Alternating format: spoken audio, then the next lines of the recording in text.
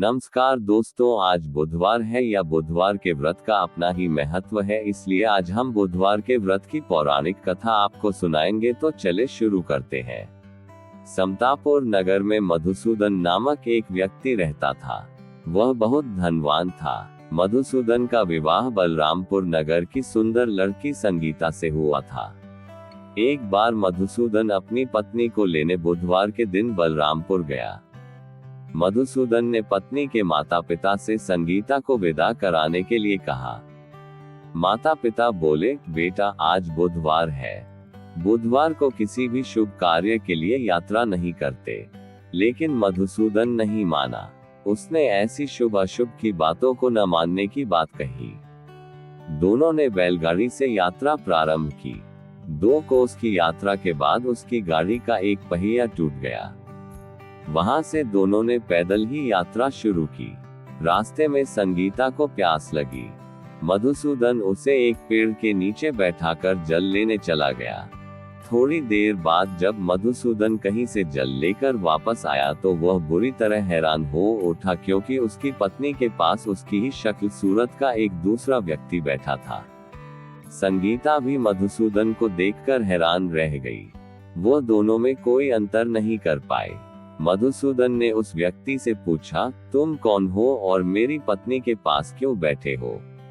मधुसूदन की बात सुनकर उस व्यक्ति ने कहा, अरे भाई, यह मेरी पत्नी संगीता है। मैं अपनी पत्नी को ससुराल से विदा कराकर लाया हूँ। लेकिन तुम कौन हो जो मुझसे ऐसा प्रश्न कर रहे हो? मधुसूदन ने कहा, तुम जरूर कोई चोर या ठग हो। यह मेरी पत्नी संगीता है।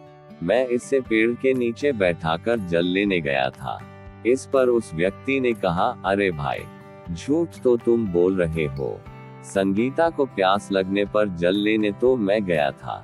मैंने तो जल लाकर अपनी पत्नी को पिला भी दिया है। अब तुम चुपचाप यहाँ से चलते बनो, नहीं तो किसी सिपाही को बुलाकर तुम्हें पकड़वा दूंगा। दोनों एक दूसरे से लड़ने लगे।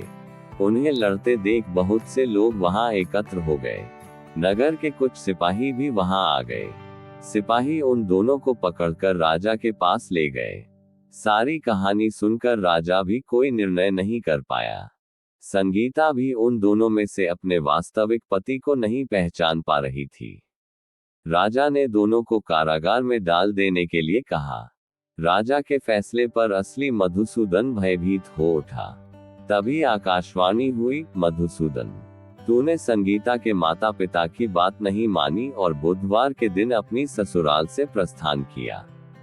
ये सब भगवान बुद्धदेव के प्रकोप से हो रहा है। मधुसूदन ने भगवान बुद्धदेव से प्रार्थना की कि हे भगवान बुद्धदेव, मुझे क्षमा कर दीजिए। मुझसे बहुत बड़ी गलती हुई। भविष्य में अब कभी बुधवार के दिन यात्रा नहीं करूंगा और सदैव बुधवार को आपका व्रत किया करूंगा।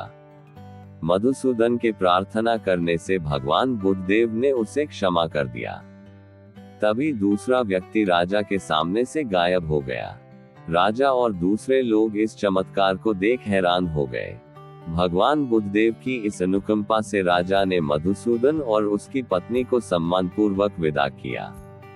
कुछ दूर चलने पर रास्ते में उन्हें बैलगाड़ी मिल गई।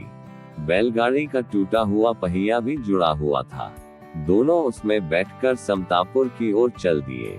मधुसूदन और उसकी पत्नी संगीता दोनों बुधवार को व्रत करते हुए आनंद पूर्वक जीवन यापन करने लगे।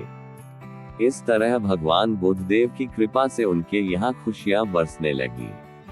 इस तरह जो स्त्री पुरुष विधिवत बुधवार का व्रत करके व्रत कथा सुनते हैं, भगवान बुद्धदेव उनके सभी कष्ट दूर करते हैं। यदि आपको यह वीडियो पसंद आया हो तो वीडियो को लाइक या चैनल को सब्सक्राइब करना ना भूले। धन्यवाद।